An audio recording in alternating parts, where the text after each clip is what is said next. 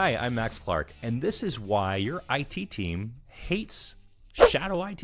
Okay, what is shadow IT? Shadow IT is applications and infrastructure tooling, IT systems that somebody in the business has gone out and acquired without the IT team knowing about it. Nowadays in the SaaS world, it's very easy for another department, another group to go out and say, hey, we need X, Y, and Z, and it's really cool, and let's just go give them a credit card and start running this tool. And this creates a whole bunch of problems for your IT department, and this is why they hate it so much. Well, first off, your IT department, and if you're an IT, you're going to probably start nodding your head about this one, your IT department's fundamental job, like the first job is keeping their IT systems and their infrastructure running so that way the business can work and the rest of the other departments and teams and things can work and do their job. So if the IT team doesn't know that something is critical, you see where this is going? The IT team doesn't know that something is critical for you to function. They have no awareness of what needs to happen to keep it working for you.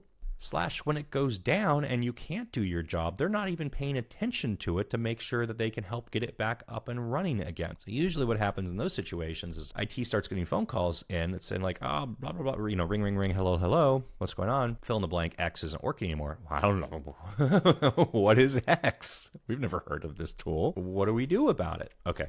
So that's the first part, right? Second part is whether it's inside of the IT team, if it's a separate team within GRC, governance and risk, right? Or if you have a separate security infrastructure, you have a SecOps team or, you know, reporting up to a CISO of some sort. Shadow IT, you know, what's the credentials? Who's maintaining the usernames and password, you know, policies? Who's making sure that a single sign-on is integrated?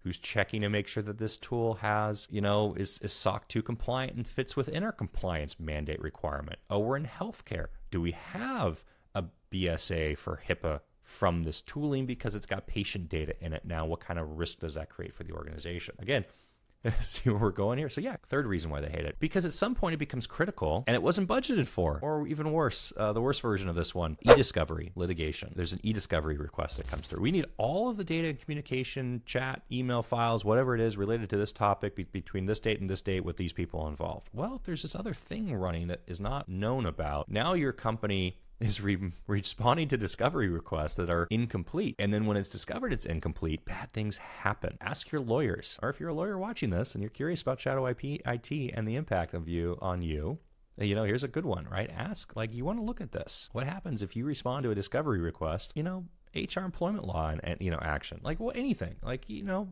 companies just have stuff going on with them. What happens to you in that process? Is it good or bad for you? It's probably not good, right? Data loss, intellectual property controls, backups. We don't want to lose our data, like all these things. Yeah, I get it.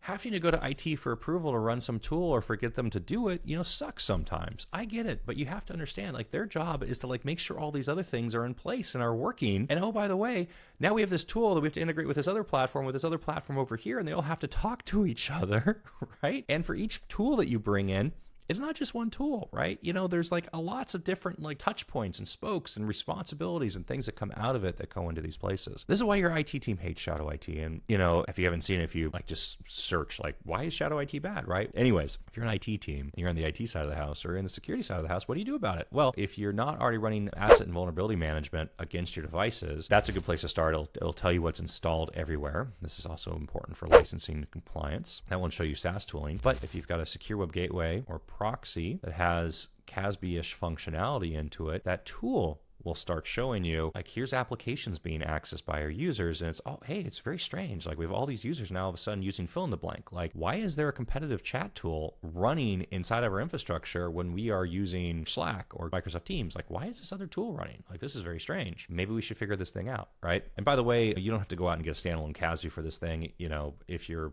SASE curious or SSE curious, you know, if it's SASE, it's supposed to have CASB as an option, and you can profile and you can see these sorts of things, and you can then understand it. And again, non-IT people watching this, IT is not the devil. They're here to help you. Their sole job is to make it so that way you can work and do your job. Like, they are a customer service organization and you are their customer. They want to help you. They don't want to get yelled at and creamed because something isn't working. So yeah, when you go tell them that you want to bring XYZ into the organization, their reaction is going to be like, oh man, I got to manage this and what's involved and how do I take care of it? And how do I not get yelled at? And how do I secure it? And like their heads, maybe they're not responding to you in a golly gee, this is great kind of response. And maybe they're just like their bedside manner, could use some improvement. But what they're thinking about is the requirement that is going to be placed on them in order for them to service you and for you to be a happy user of this whatever application, tool, platform, whatever you want to call it. So don't hate on them because maybe they're resistant to it. And also don't hate on them if there's a corporate policy that says the company has to use X tool because of Y reasons. So Z, you can't have a competing tool on that platform, and that doesn't give you the license to go out and install it, right? Or in this case, not install it, but just use the web platform for it. Anyways, I'm Max Clark. That's why your IT team hates shadow IT and why it is a bad word. If you've got a good story about shadow IT and something blowing up as a result of it, comment below. I'd love to read it. I'd love to hear about it. If you have questions, give me a call, send me an email. I hope this helps you. I'm Max Clark. Have a great day. I feel it.